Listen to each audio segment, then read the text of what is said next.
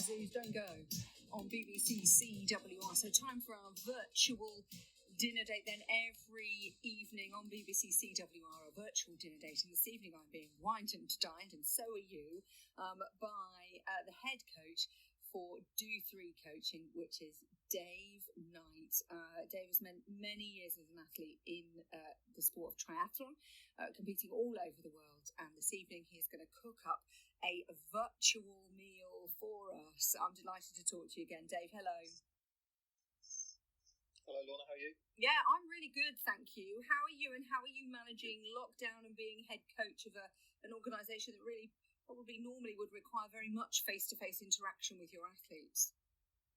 Yeah, it's okay. I'm actually quite enjoying the time at home, getting to do some other things. You know, trying to treat it as positively as possible. But I know there's certainly a lot of athletes out there who are struggling at the moment. Yeah, I mean, it's a difficult time for athletes at the moment, which is something that we've spoken about over the week. So how are you maintaining interaction? Have you had to adapt what you're doing?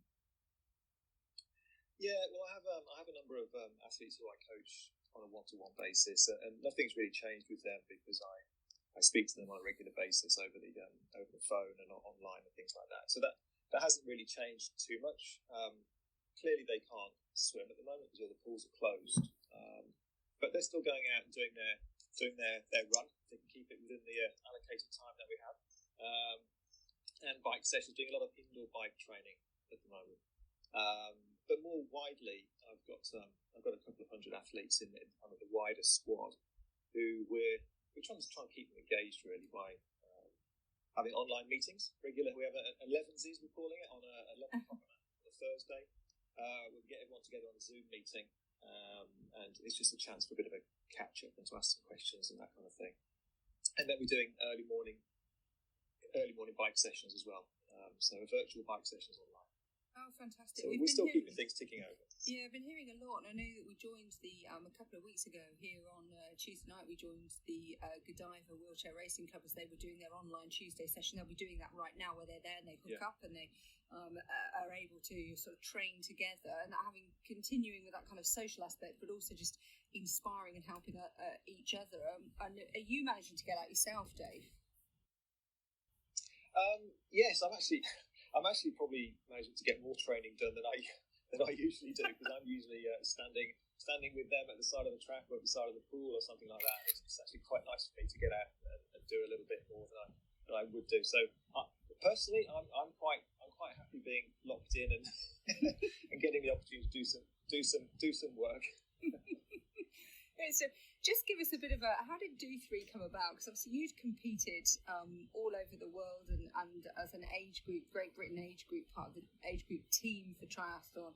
How did Do 3 become?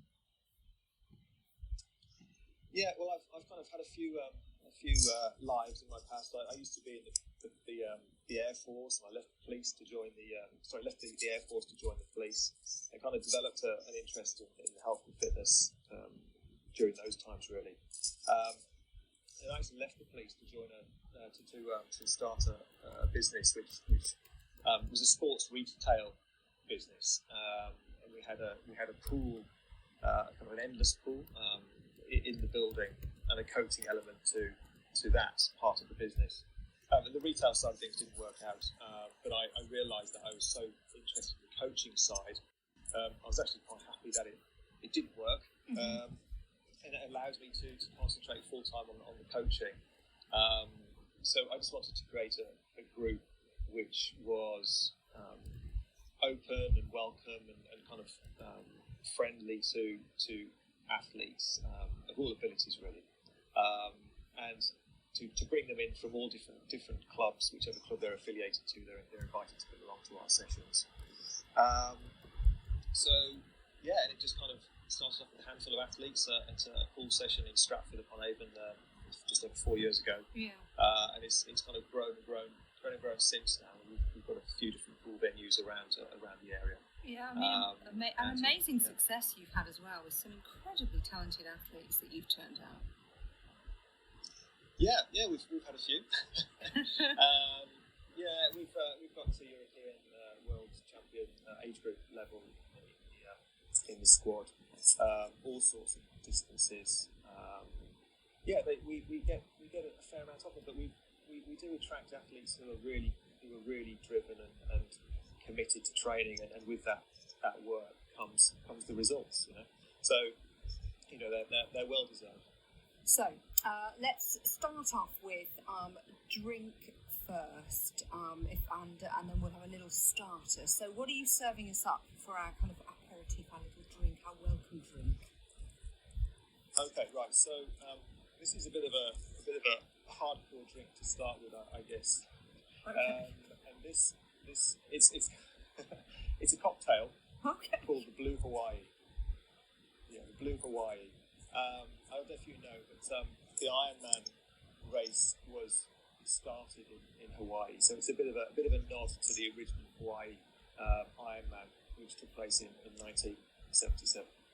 Okay, I like it. It's a proper triathlon theme then. Yeah. So we're starting off right. We're not going to go with a nice easy 5K. We're just going straight to the Ironman. Boom, we're in, and a cocktail. Yeah. Okay, yeah. Lovely. Yeah. Have you ever? You have. I know you have competed in an Ironman. What is that like? It's hard. It's a 2.4 mile swim, then 112 mile bike, and then a full marathon off the back of it. And it takes, as you can imagine, it takes most of the day. But it's a fantastic event, really, and it's becoming more and more popular. It's been hugely popular for a long time now. But it's such a huge challenge for people of all abilities, because you get 17 or 18 hours to complete the event. So it's open to people who aren't super speeding. It still gives them a chance to get round, as long as they train for it. Don't get me wrong.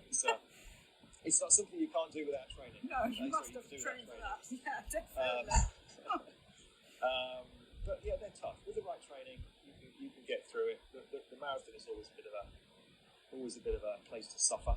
But then again, these things would be worthwhile doing if they're easy. The back of a 2.5 smooth 112 mile bike ride, and then just chuck in a marathon. No wonder it's a place to suffer. Right, that's our drink then. A Blue Hawaii with a nod to the first Ironman race. What are we having for starters? Okay, so I've actually asked some of the squad members to cook up some recipes for me today. And first one, so you'll see where this is coming from in a minute. We're going to have crispy duck pancakes. Oh, nice. With crisp hoisin sauce. Ah, very good. Crisp hoisin sauce. Very nice. It's kind of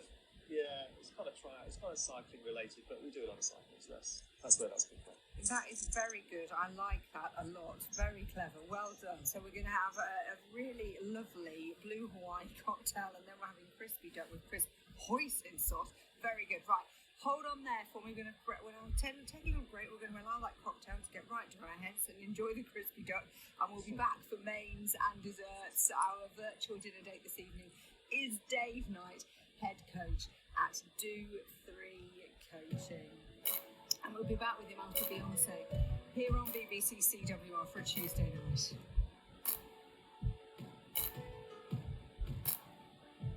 Beyonce on BBC CWR. So we have with us this evening our virtual dinner date for a Tuesday night, and it's Dave Knight, and he's served up Blue Hawaii with a nod to the Ironman race. Dave is the head coach at Do 3 Triathlon Coaching, and our starters are crispy duck with crisp hoisin sauce. Nice. So where are we going for mains then, Dave? Well, the theme continues, really. So we're going for crispy beef Wellington for main course. Okay, crispy beef Wellington, nice. Okay, yes, lovely. I'm imagining this is going to. Are you serving this with any veg, or are we just going for the crispy beef? Oh, no, it's just the beef. A plate of something. Something. Lovely. Just chuck some carrots on the plate or something. Yeah, okay. Right, crispy beef Wellington. Very nice. Just explain the reference. Chrissy Wellington is one of the most famous female athletes in the history of the sport, really. So multiple Ironman world champion, and just an all-round all-round legend, really. And incredibly inspiring, I should think, to so many other triathletes. Just incredible. I don't think you need anything else on the menu. Just crispy beef Wellington, fine. Okay, right. And what are we going to end up with then for dessert tonight? Oh, well, just completing the theme there, we have a chocolate brownlee with vanilla ice cream. Okay. And you best explain the reference again. I love it. And again, the Brownlee brothers, Johnny and Alistair, have been at the pinnacle of British triathlon for as long as I can remember, really. Alistair is the double Olympic champion, and Johnny, his brother, is very, very, very good as well. And again, they've been a huge inspiration to many of the people around the world who are interested in the sport. So yeah, that's where the chocolate brownlee comes from. I love this. What a great menu. So we have Blue Hawaii to start with. I can't even say it. That's because I've had a Blue Hawaii already. That's why. From 1977, first ever Ironman race. Cocktail to start with. Crispy duck, crisp hoisin sauce. A reference, of course, to Chris Hoy. And then Circus Sweet. And starters, crispy duck. And then we have crispy beef Wellington, followed by chocolate brownlee and ice cream.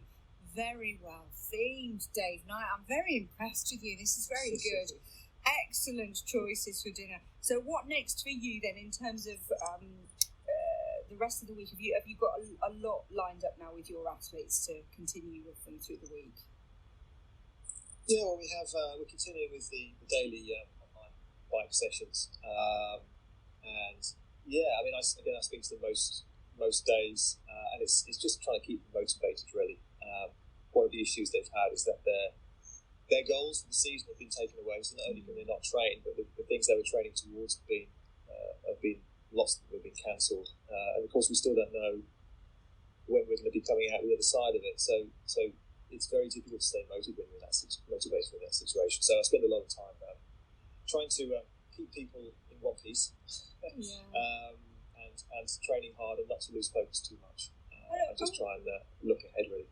What is working for you in terms of that? Because that's got to be a massive challenge for you as a coach. Because athletes are incredibly driven people, but actually they're driving somewhere. They're not just sort of hanging on in. So for all of us, actually, it's a really tricky time. So what kind of things are you suggesting they do to keep themselves motivated that actually, even if we're not triathletes, might be useful?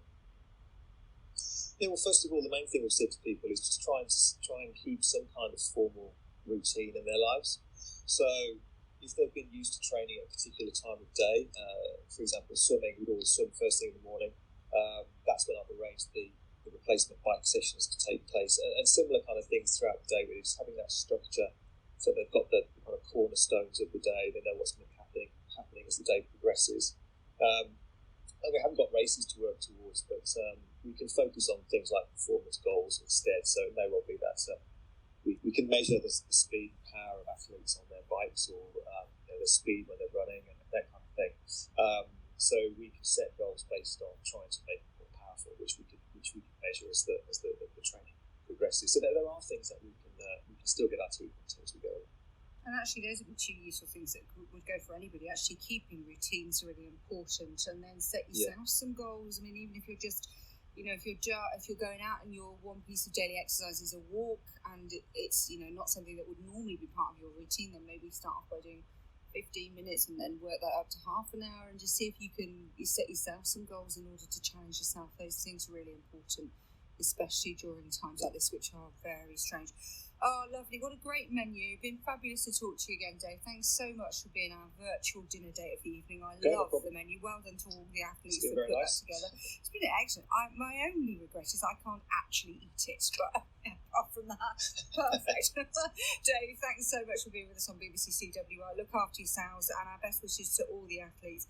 A couple of top tips there from Coach Dave on how to tackle things like this, and that idea of keeping routines so very important. And then performance goals, so you can set yourself goals, and it may well be, if you think about the little fitness chat that we had earlier on in the programme about using stuff that you've got at home with Pam Radley from the Queen Elizabeth Jubilee Centre, it might be that your fitness goal is see if you can do a wall squat and hold it for maybe 10 seconds and then improve that day to day, and set yourselves those targets to help keep yourself going through lockdown and keep yourself fit as well. Weekday mornings on BBC CWR.